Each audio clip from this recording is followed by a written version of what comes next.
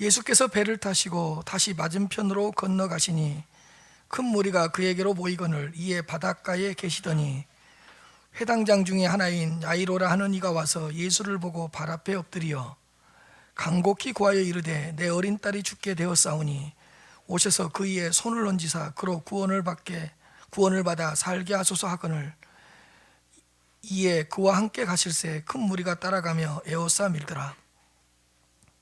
35절부터 읽겠습니다. 아직 예수께서 말씀하실 때에 회당장의 집에서 사람들이 와서 회당장에게 이르되 당신의 딸이 죽었나이다. 어찌하여 선생을 더 괴롭게 하나이까? 예수께서 그 하는 말을 곁에서 들으시고 회당장에게 이르시되 두려워하지 말고 믿기만 하라 하시고 베드로와 야고보의 형제 요한의 아무도 따라옴을 허락하지 아니하시고 회당장의 집에 함께 가사 떠드는 것과 사람들이 울며 심히 통곡함을 보시고 들어가서 그들에게 이르시되 너희가 어찌하여 떠들며 우느냐? 이 아이가 죽은 것이 아니라 잔다 하시니 그들이 비웃더라. 예수께서 그들을 다 내보내신 후에 아이의 부모와 또 자기와 함께한 자들을 데리시고 아이 있는 곳에 들어가사 그 아이의 손을 잡고 이르시되 달리다고 마시니 번역하면 곧 내가 내게 말하노니 소녀야 일어나라 하심이라. 소녀가 곧 일어나서 걸으니 나이가 12살이라. 사람들이 곧 크게 놀라거늘 예수께서 이 일을 아무도 알지 못하게 하라고 그들을 많이 경계하시고 이에 소녀에게 먹을 것을 주라 하시니라. 아멘. 오늘은 달리다 굼 하시니라는 제목으로 하나님의 말씀을 전하도록 하겠습니다. 먼저 21절 말씀부터 한번 살펴보도록 하겠습니다. 다 같이 한번 읽어볼까요? 시작.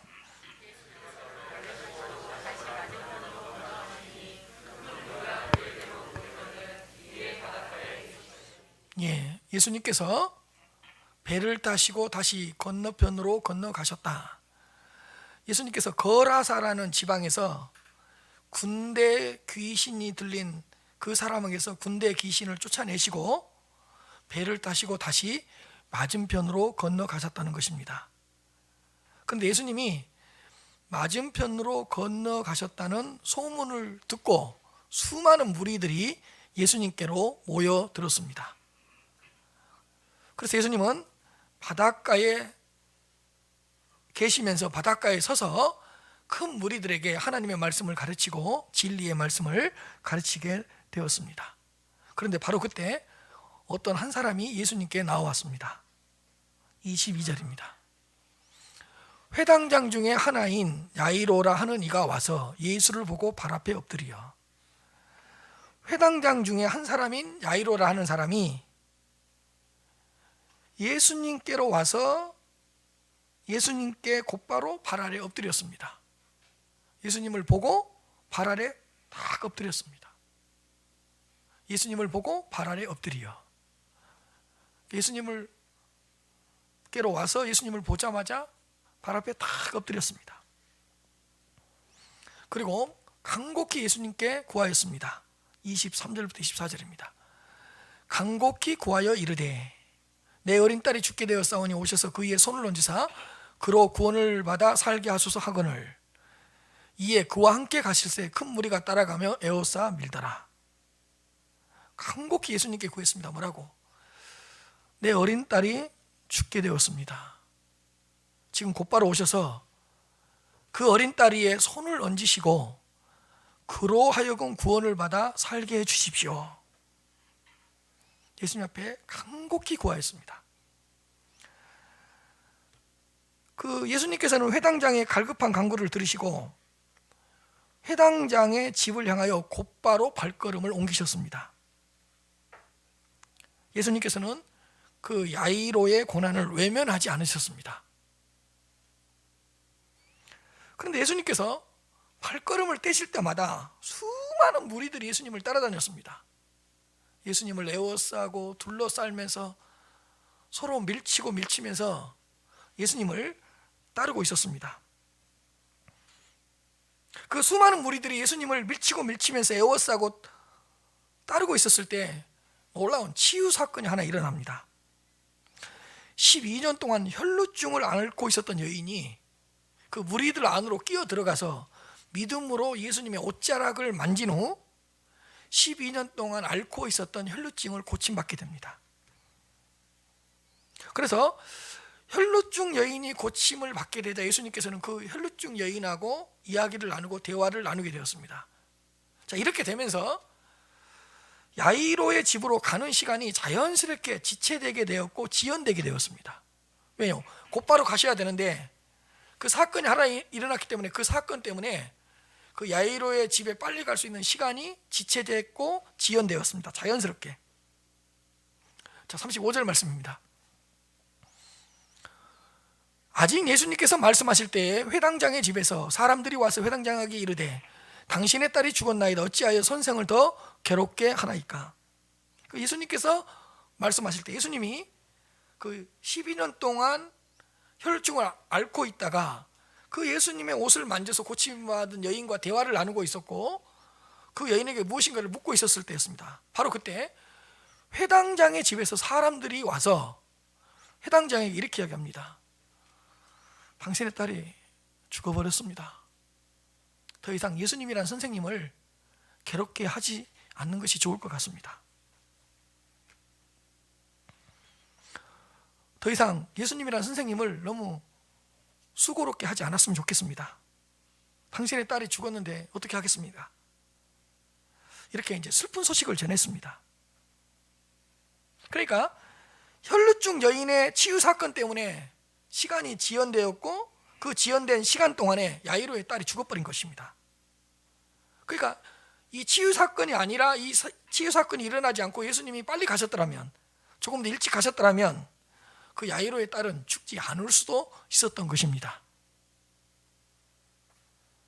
그런데 여러분, 시간이 지연되었다고 해서 예수님의 능력이 사라지는 것은 아닙니다. 그리고 딸이 죽었다고 해서 모든 일이 끝난 것도 아닙니다. 시간이 지연되었다는 것은 이제 예수님께서는 아무것도 하지 않겠다는 뜻이 아닙니다. 시간이 지연되고 시간이 지체되었다고 해서 그것 때문에 응답이 거절된다는 그런 의미도 아닙니다. 응답하지 않겠다는 그런 뜻도 아닙니다.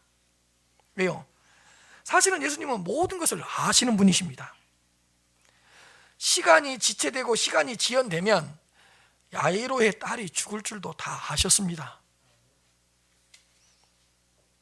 12년 동안 혈루증으로 고난을 당하고 있었던 그 여인을 고치게 된다면 시간이 지연될 것도 훤히 알고 계셨습니다. 예수님은. 사랑하는 성도 여러분, 우리가 어떤 기도를 했는데 우리의 기도에 곧바로 응답을 하시지 않고 시간이 지연되거나 시간이 지체될 때는 우리가 알지 못하는 예수님의 깊은 뜻이 있다는 것을 깨달으시길 바랍니다. 우리를 위한 더 큰 영광을 준비하시고 계시다고 볼 수 있습니다. 더 좋은 것을 주시기 위하여 어떻게 보면 시간을 지체하고 시간을 지연시키고 있는 것입니다. 더 큰 영광과 더 큰 기적으로 응답하기 위해서 지금 당장에 주시지 않고 응답의 시간을 지연시키기도 한다는 것입니다. 아니, 더 좋은 때에 더 좋은 것으로 더 좋은 하나님의 방법으로 주시기 위해서 하나님은 시간을 지체시키고 지연시키실 때가 있다는 것입니다. 그런데 우리는 어떤 응답이 지체되거나 지연될 때 뭐라 그러나? 이제 응답하시지 않는 것인가? 이제 응답을 해주시지 않겠다는 뜻인가? 의심하게 되고 그때부터 무너지기 시작합니다.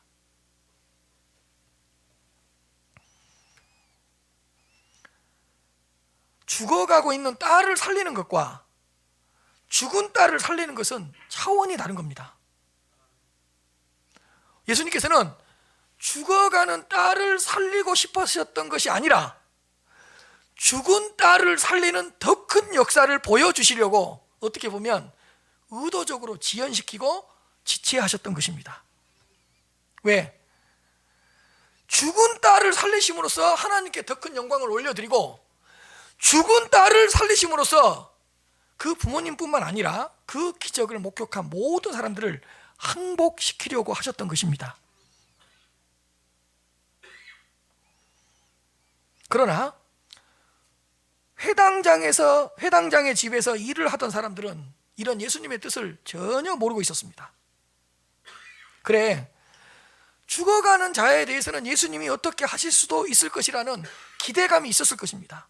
그러나 죽은 자에 대해서는 예수님도 어쩔 수가 없을 것이다.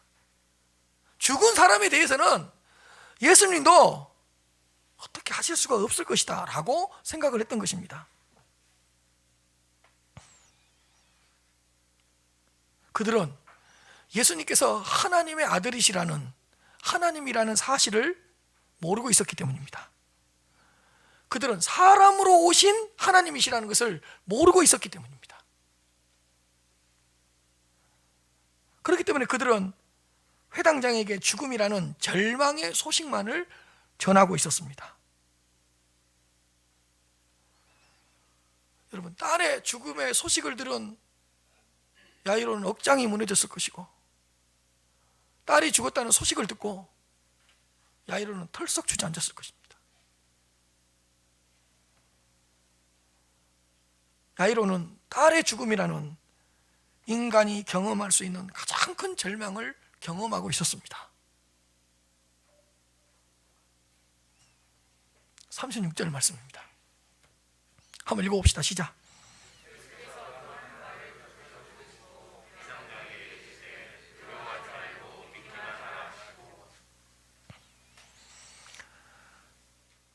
예수님께서 회당장의 집에서 온 사람들이 회당장에게 하는 말을 곁에서 들으셨습니다. 왜? 함께 있었으니까 들으셨습니다. 그리고 바로 그때에 예수님께서 회당장에게 이렇게 말씀하십니다. 두려워하지 말고 믿기만 하라. 두려워하지 말고 믿기만 하라. 누가복음에는 두려워하지 말고 믿기만 하라, 그리하면 구원을 얻으리라 라는 이 말씀이 더 기록되어 있습니다. 두려워하지 말고 믿기만 하라, 그리하면 네 딸이 구원을 얻고 살게 될 것이다, 이렇게 기록되어 있습니다. 두려워하지 말라. 딸의 죽음의 소식을 들은 야이로는 두려웠을 것입니다. 아니, 모든 것들이 두려웠을 것입니다. 딸을 죽인 죽음도 두려웠을 것이고, 딸이 없는 집안으로 들어가는 것도 두려웠을 것이고, 딸 없이 내일부터 살아가야 된다는 것도 야이로에게는 큰 두려움으로 다가왔을 것입니다. 예수님께서 회당장에게 말씀하십니다. 두려워하지 말고 믿기만 하라, 그리하면 구원을 얻으리라.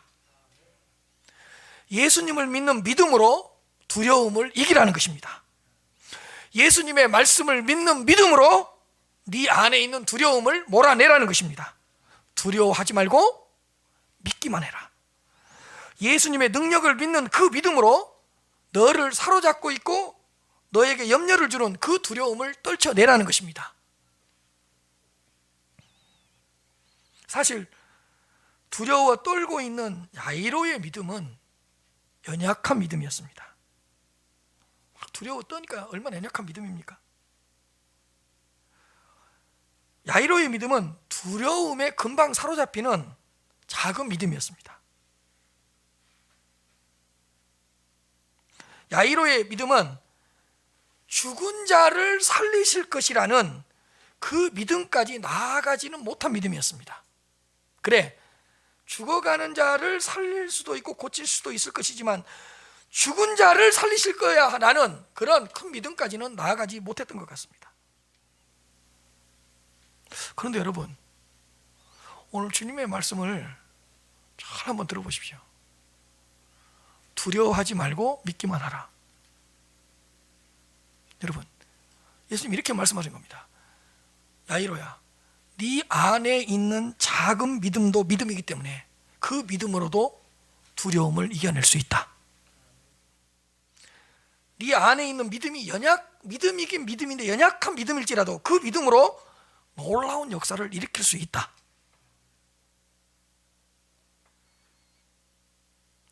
여러분, 야이로의 안에 있는 믿음은 연약한 믿음이었고 작은 믿음이었습니다. 그러나 그 믿음도 믿음이기 때문에 그 믿음으로도 충분히 두려움을 이겨낼 수가 있고, 그 믿음으로도 충분히 두려움에서 승리할 수 있다는 것입니다.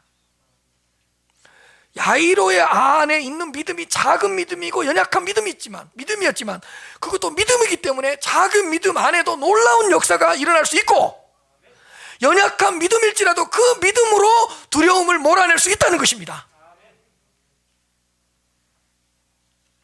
우리는 우리 안에 있는 작은 믿음을 너무 무시해요. 연약한 믿음을 너무 하찮게 여겨요. 그러니까 여러분, 우리 안에 있는 작은 믿음도 큰 능력을 발휘할 수 있습니다. 그것도 뭐기 때문에? 믿음이기 때문에. 우리 안에 있는 연약한 믿음도 하나님께서 주신 믿음이기 때문에 그 믿음으로도 기적을 일으킬 수 있습니다.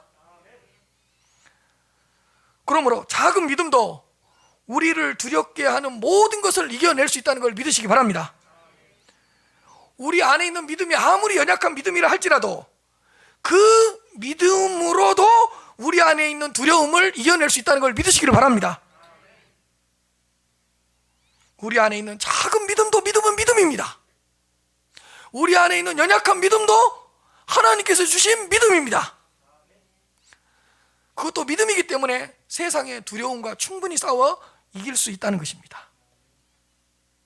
큰 믿음을 가지면 좋겠지만, 대단한 믿음을 가지면 좋겠지만, 우리 안에 있는 작은 믿음에도 능력이 있고, 우리 안에서 조금은 흔들리고 우리를 흔들리게 하는 믿음이지만 그 흔들리는 믿음에도 기적의 씨앗이 있다는 걸 믿으시기를 바랍니다. 여러분, 그래서요, 이런 말 하지 마세요. 나는 믿음이 없어. 왜 믿음이 없어요? 믿음이 없는데 어떻게 예배드려요? 나는 믿음이 없어요. 믿음이 없는데 어떻게 기도해요? 나는 믿음이 없어요. 믿음이 없는데 어떻게 헌신해요? 여러분, 믿음이 없다고 말하지 마시고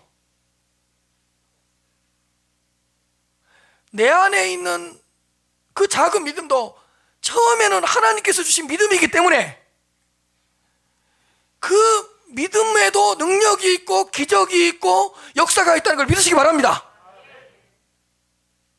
그러나 우리 안에 있는 작은 믿음에만 머무르면 안 되고 더 큰 믿음과 더 담대한 믿음으로 나아가야 된다는 사실은 확실하지만, 우리 안에 있는 작은 믿음, 우리 안에 있는 연약한 믿음, 우리 안에 있는 흔들리는 믿음도 놀랍게 역사할 수 있다는 걸 믿으시기 바랍니다.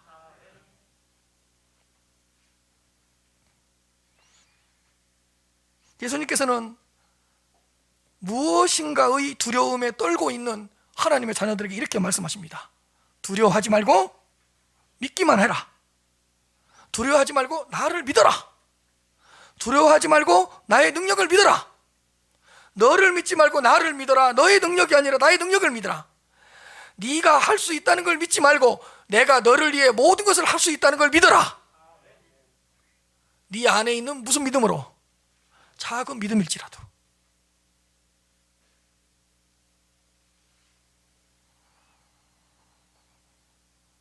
37절입니다.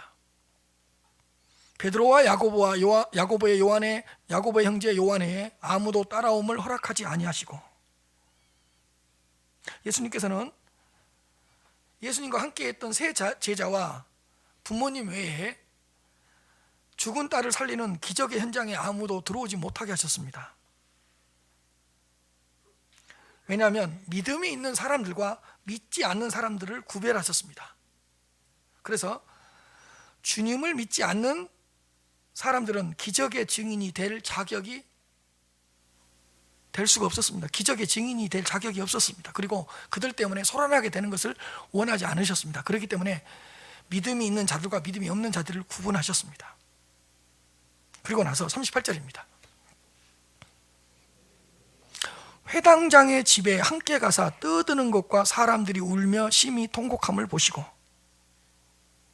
예수님이 회당자매 집에 들어갔습니다. 그래서 죽음 앞에서 믿지 않는 사람들이 취하고 있는 그 모습들을 보고 장면들을 보았습니다. 이 장면이 되게 우리에게 주는 교훈이 많습니다.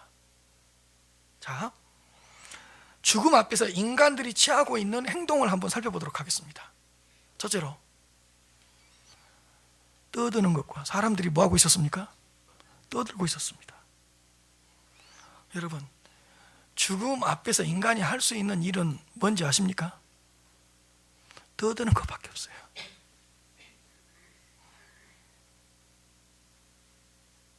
처음에는 위로하려고 모여들죠. 그 위로는 한 5분 정도 하고 나머지 30분, 1시간은 뭐 하고 있죠?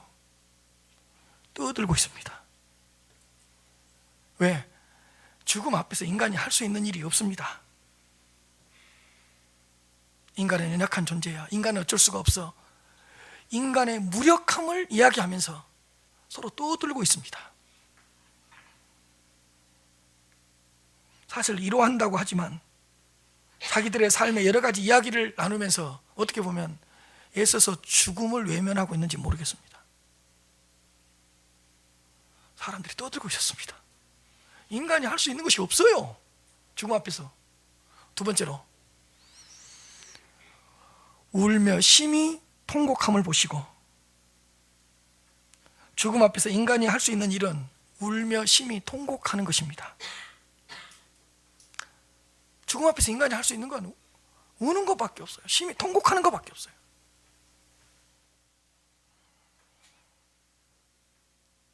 아이의 죽음을 애도하는 사람들의 울음소리가 거기서 그 장례식장에서 끊이지 않았습니다.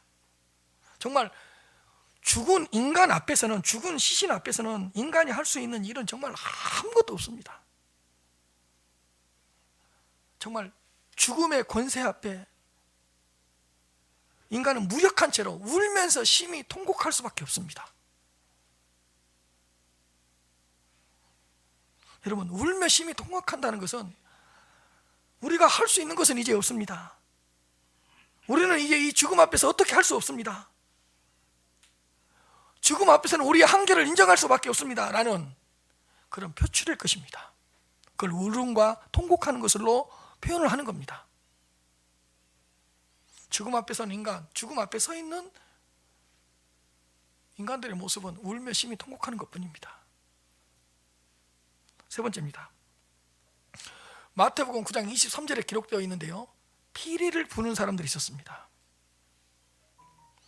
장례가 일어나면 그 당시에는 대신 울어줄 수 있는 사람들을 초대했고, 슬프게 피리를 불어줄 사람들을 이렇게 불렀습니다. 그래서 장례식 내내 슬픈 피리 소리를 듣게 하는 겁니다. 피리를 불게 해서 그 장례식장의 분위기를 더 슬프게 고조시키고, 그 피리 소리를 통해서 그 유가족들을 위로하고 그 죽은 사람을 애도하는 그런 시간을 갖게 됩니다. 그래서 피리를 부는 사람들이 피리를 탁 불면 그 장례식장 분위기가 더 슬퍼지고 더 애도할 수 있는 그런 분위기로 만들어졌습니다. 죽음 앞에 서 있는 인간들의 모습은 이겁니다. 죽은 시신, 죽음을 앞두고 서 있는 인간들의 모습은 이런 것밖에 없습니다. 세 가지. 처음에 뭐였죠? 떠드는 것밖에 할 게 없습니다. 두 번째는 뭐죠? 울고 심히 통곡하는 것밖에 할 게 없습니다. 세 번째는 뭐죠? 피리 소리를 듣는 것입니다. 이 세 가지밖에 없습니다. 예수님은 죽음을 앞에 두고 인간들이 취하는 이 절망적인 좌절의 세 가지 모습을 다 목격했습니다. 그 죽음이라는 위력이 인간들을 이렇게 만들어버리는구나, 이걸 직접 목격하셨습니다. 39절입니다.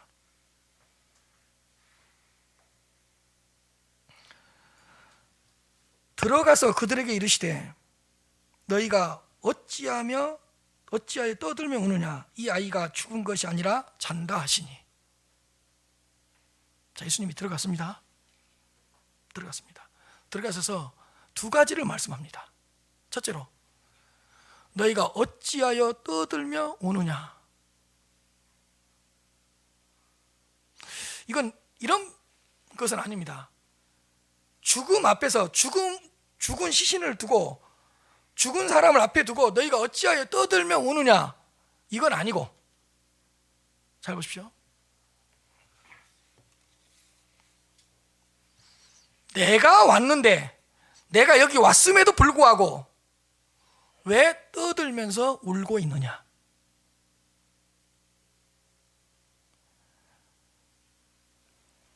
죽은 딸을 살릴 수 있는 능력을 가진 내가 여기 와 있는데 왜 떠들며 울고 있느냐. 모든 능력을 가진 내가 여기 와 있는데 왜 내가 없는 것처럼 떠들며 울고 있느냐. 죽음을 삼켜버리고 죽음을 정복할 수 있는 내가 여기 와 있는데 왜 내가 없는 것처럼 어찌하여 떠들며 울고 있느냐, 이런 뜻입니다.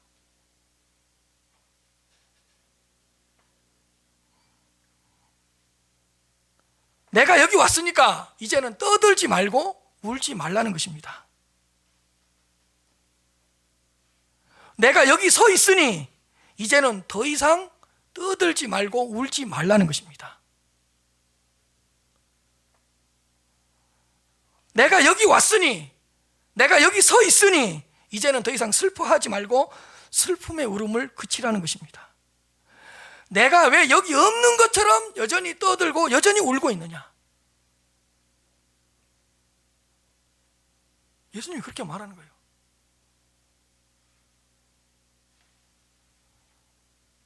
두 번째로, 아이가 죽은 것이 아니라 잔다. 예수님께서 죽음에 대한 놀라운 말씀을 하셨습니다. 아이가 죽은 것이 아니라 잔다. 인간에게 죽음은 죽음입니다. 그러나 예수님 앞에서는 죽음도 잠에 불과합니다. 인간을 좌절하게 만들고 인간을 절망하게 빠뜨리는 그 죄악의 죽음도 예수님께는 잠자는 것과 같습니다. 예수님 앞에서는 아무것도 아닌 거예요. 죽음도. 예수님의 능력 앞에서는 죽음도 아무것도 아닙니다. 죽음은 아무것도 아닙니다. 예수님 앞에서는 더 이상 죽음도 큰 문제는 아닙니다. 뭐에 불과하니까요? 잔다. 예수님이 계신 곳에는 죽음도 더 이상 죽음이 아닌 것입니다. 예수님 앞에서는 죽음이란 절망도 아니고 좌절도 아니고 끝도 아니고 무서운 것도 아닙니다. 그냥 예수님 앞에서는 죽음도 뭐죠? 자는 것에 불과하다니까요.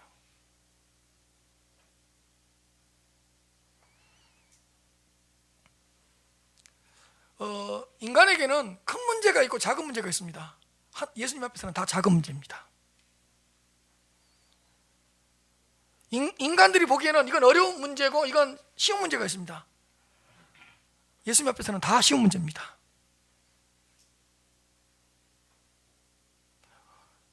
인간들에게 있어서 죽음이란 인간이 극복할 수 없는 큰 문제입니다. 그러니까 예수님께는 아무것도 문제가 안 됩니다. 여러분, 예수님을 사람으로만 생각하면 안 됩니다. 자, 인간들 앞에서는 어떤 문제가 있으면 난이도 상, 중, 하가 있습니다. 그러니까 예수님 앞에서는 다 난이도 하입니다. 죽음도 뭐니까? 자는 것에 불과하니까. 내가 여기 와 있는데도 어찌하여 떠들며 우느냐? 아이가 죽은 것이 아니라 뭐라고요? 잔다. 자, 40절입니다. 그들이 뭐라고요? 비웃더라. 비웃더라. 아니, 지금 애가 죽어서 장례식을 치르고 있는데 애가 죽은 것이 아니라 잠을 자고 있다고요? 당신은 누구요? 당신은 지금 무슨 말씀을 하시는 거예요? 지금 딸이 죽어서 장례식을 치르고 있고 사람들이 장례식을 치르고 있는데 죽은 것이 아니라 잔다고요? 예수님을 비우셨고 예수님의 말씀을 비우셨습니다. 여러분, 예수님을 알지 못하는 인간의 무지요, 인간의 비참함이요, 인간의 어리석음입니다. 예수님을 모르고 예수님의 말씀을 모르는 사람들은 뭐 할 수밖에 없죠? 항상 비웃습니다. 항상 비웃습니다. 그들이 비웃더라. 그러나 예수님께서는 그들을 다 내보내신 후에 그 비웃던 사람들을 다 내보내버립니다. 그 집에서 쫓아내버립니다. 그들은 기적의 현장을 목격할 자격도 없고 그들 때문에 그 장소를 소란하게 할 필요도 없었기 때문입니다. 그래서 비웃는 사람들과 주님을 믿는 사람들, 비웃는 사람들과 주님의 말씀을 따르는 사람들을 구분했습니다. 그래서 아이의 부모와 자기와 함께한 자들을 데리시고 아이가 있는 곳에 들어가셨습니다. 여러분, 죽은 아이가 있는 곳에 들어가셨다. 죽은 아이가 있는 곳에 들어가셨다. 여러분, 빛이신 주님이 죽음이라는 어둠이 역사하고 있는 곳으로 들어가셨다. 부활이신 주님이 죽음의 권세가 역사하고 있는 곳으로 들어가셨다. 들어가셨다. 소망이신 주님이 죽음 때문에 좌절하고 있고 절망하고 있는 그곳으로 들어가셨다. 영원하신 하나님의 아들이 죽음이 역사하고 있는 그곳으로 들어가셨다, 그런 뜻입니다. 아이가 있는 곳에 들어가셨다. 자, 들어가셔서 어떻게 했습니까? 41절입니다. 그 아이의 손을 잡고 이르시되, 달리다고 마시니 번역하면 곧 내가 내게 말하노니 소녀야 일어나라 하심이라. 자취 찬 아이의 손을 잡습니다. 굳어버린 아이의 손을 잡습니다. 다 죽은 아이의 손을 잡고 이르시되 달리다 굼 하시는 겁니다. 달리다 굼은 뭐냐? 번역하면 곧 내가 내게 말하노니 소녀야 일어나라. 달리다는 소녀라는 뜻이고 굼은 일어나라는 뜻입니다. 달리다 굼, 소녀야 일어나라.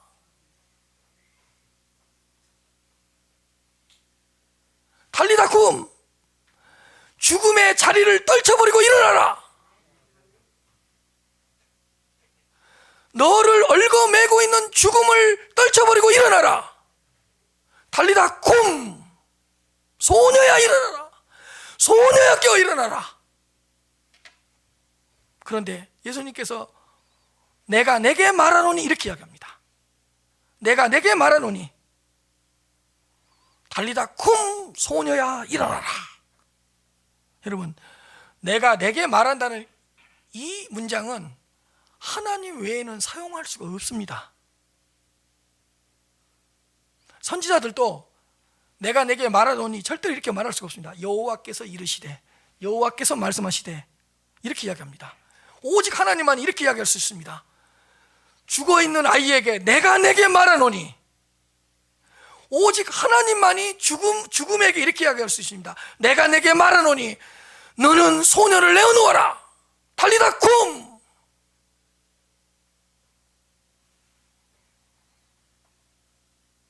하나님만이 그 말씀을 하실 수 있는 거예요. 내가 내게 말하노니 달리다 굼, 소녀야 죽음 가운데서 일어나라. 소녀야 네가 누워있는 그 자리에서 일어나라. 달리다 굼. 근데요, 죽어있는 사람이 어떻게 예수님의 말씀을 들어요? 죽은 사람이 어떻게 이 예수님의 말씀을 듣겠어요? 그러나 내가 내게 말하노니 예수 그리스도의 말씀에는 권세가 있고 능력이 있기 때문에 죽은 자에게도 하나님의 말씀이 역사하면 일어나는 것입니다. 죽어서 누워있는 자에게도 예수님의 말씀의 권세와 말씀의 능력과 말씀의 힘이 역사하면 그 예수님의 말씀을 들은 것처럼 그 자리에서 일어나는 것입니다. 달리다 쿰!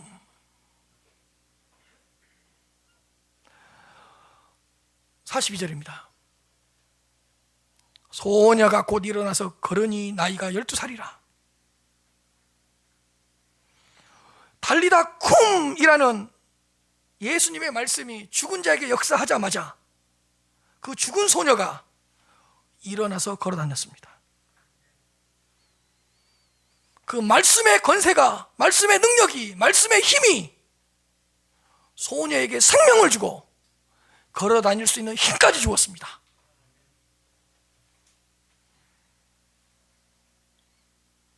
완전하게 살아났을 뿐만 아니라 건강했기 때문에 걸어 다닌 것입니다. 그때 소녀의 나이는 12살이었더라. 사랑하는 성도 여러분, 오늘 또 예수님께서는 성도님들을 향하여 내가 내게 말하노니 달리다 쿰이라고 말씀하십니다. 달리다 쿰이라는 그 하나님의 음성, 예수님의 음성을 들으시고 아멘 아멘 하면서 여러분들이 좌절하고 있는 절망의 자리에서 일어나시기를 바랍니다. 아멘 아멘 하면서 어둠의 자리에서 일어나시기를 바랍니다. 주저앉아 있는 그 자리에서 달리다 쿰 하시기 바랍니다. 넘어져 있는 그 자리에서 달리다 쿰 하시기를 바랍니다. 영적 침체의 자리에서 영적으로 죽어 있는 듯한 그 상황 속에서 달리다 쿰 하시기를 바랍니다. 내가 내게 말하노니 소녀야 일어나라. 내가 내게 말하노니 소녀야 일어나서 걸어가라.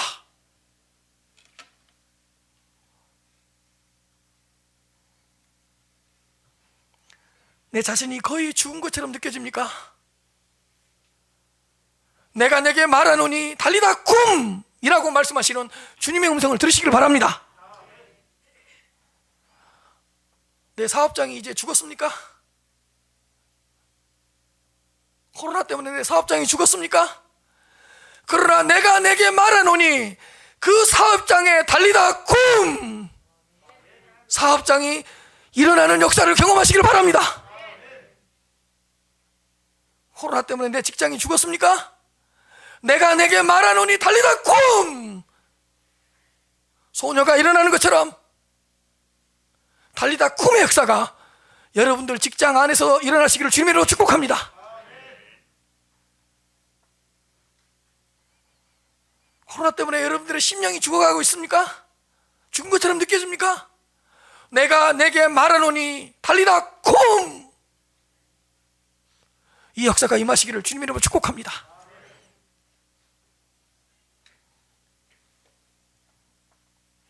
성도님들의 가정에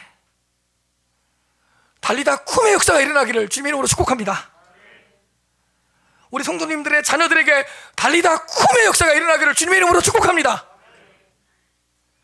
여러분들의 심령 깊은 곳에 내가 내게 말하노니 달리다 쿰 이 달리다 쿰의 역사가 달리다 쿰의 회복의 은혜가 임하시기를 주님 이름으로 축복합니다.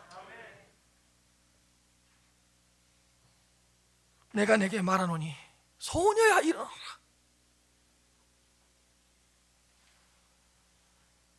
큰은혜 교회의 예배 위에 달리다 쿰 큰은혜 교회의 기도회 위에 달리다 쿰 큰은혜 교회의 모든 사역 위에 달리다 쿰 이 달리다 쿰의 회복의 역사가 있었으면 좋겠습니다.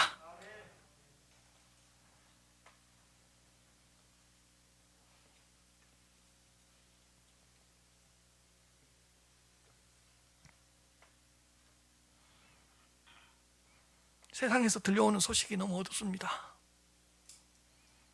근데 세상에서 들려오는 그 소식이 교회 안에도 들어와서 교회 안에서도 죽음의 소리, 죽어가는 소리, 교회 안에서도 이제는 끝났다는 소리, 교회 안에서도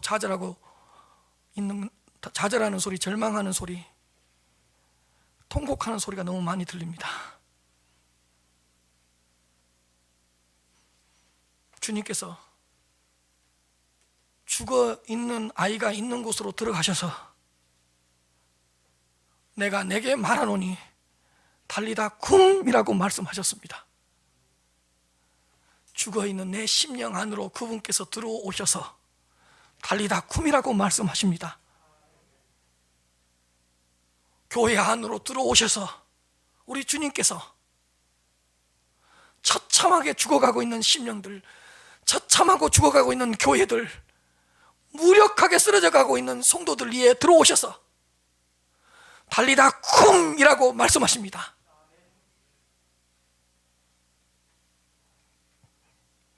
소녀가 일어나서 걸어다니는 역사가 일어났던 것처럼 우리 한국교회 안에, 우리 큰례교회 안에 달리다 쿰의 역사가 일어나시기를 주님의 이름으로 축복합니다. 사람들이 곧 크게 놀라고 놀라거늘 정신이 나갈 정도로 놀랬다, 정신을 잃어버릴 정도로 놀랬다는 것입니다. 여러분, 죽어있는 소녀가 일어났습니다. 죽어있는 소녀가 지금 걸어다닙니다. 사람들이 얼마나 놀라고 얼마나 놀랐겠습니까? 정신을 잃어버릴 정도였고 정신이 나갈 정도로 놀랬던 것입니다. 여러분, 혈루증 여인 사건 때문에 시간이 지연되어서 늦게 도착했습니다. 그러나 주님의 능력은 더 빛났습니다. 그들에게는 더 큰 영광의 역사로 일어났습니다. 사람들은 더 크게 놀라고 놀랐습니다. 사랑하는 성도 여러분, 저는 우리 성도님들 한 분 한 분 안에 달리다 쿰의 역사가 일어나서 여러분들 옆에 있는 사람을 크게 놀라게 하고 놀라게 하실 수 있기를 주님의 이름으로 축복합니다. 우리 교회 안에 달리다 쿰의 역사가 일어나서, 달리다 쿰의 역사가 일어나서 우리가 더 활발하게 움직이고 더 활발하게 정말 하나님의 부흥을 경험해서 우리 주위에 있는 교회들을 놀라게 하고 놀라게 할 수 있기를 주님의 이름으로 축복합니다. 우리 성도님들 가정 안에 달리다 쿰의 역사가 일어나서 우리 성도님들 가정 주위에 있는 그 가정들에게 크게 놀라게 하고 놀라게 하는 역사가 일어났으면 좋겠습니다. 우리 큰은혜교회 성도님들이 운영하고 있는 그 사업장에 달리다 쿰의 역사가 일어나서 그 주위에서 사업을 하고 있는 사람들을 크게 놀라게 하고 놀라게 하는 은혜의 역사가 일어났으면 좋겠습니다. 내가 내게 말하노니 달리다 쿰. 이 주님의 음성으로 한 주일 동안 승리할 수 있기를 주님의 이름으로 축복합니다.